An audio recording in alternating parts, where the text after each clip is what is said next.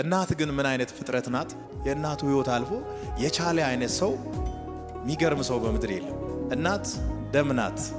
እናትን አለመውደድ፣ እናትን አለማክበር፣ እናትን አለማስታወስ አይቻልም። እናትን ስታጣ ትልቅ ህይወት ነው የምታጣው። አትሞላም፣ ጎደሎ ትልቅ ሀብት ናት። እናት ያላችሁ አክብሩ፣ ተንከባከቡ። እናትን በሆነ ምክንያት ያጣችሁ እግዚአብሔር ያበርታችሁ። እናት ትልቅ ክብር ናት። ጌታ ኢየሱስ ክርስቶስ በዮሐንስ ወንጌል ላይ ሊሰቀል ወደ መስቀል ሲሄድ ዘወር ብሎ አንድ ከባድ አደራ የሰጠው ለዮሐንስ ነው። ብዙ ሰው ይከተላል፣ ተቃዋሚ ይከተላል፣ ወዳጅ ይከተላል፣ ቤተሰብ እየተከተለ ነው። እናቱ ማርያምም አለች።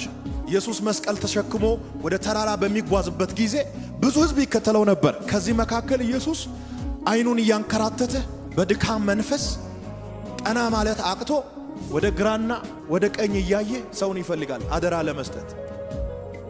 በዚህ ውስጥ አንድ ሰውን አገኘ፣ ዮሐንስ። የእናቴን አደራ አለ። ወደ ሰርግ ቦታ እየሄደ አይደለም እኮ ሊሰቀል እየሄደ ነው። ላቡ እየተንጠባጠበ ነው። ትልቅ መስቀል ተሸክሟል። ጀርባው ጎብጧል። ደም እየፈሰሰ እየተገረፈ ነው ወደ ተራራ የሚሄደው። በዚህ ውስጥ እናቱን ያስባል። ወደ መስቀል እየሄደ የእናትን አደራ ተንከባከባት፣ ጠብቃት። ለራሱ እየሞተ ለእናቱ ይጨነቃል። እናት ግን ምን አይነት ፍጥረት ናት?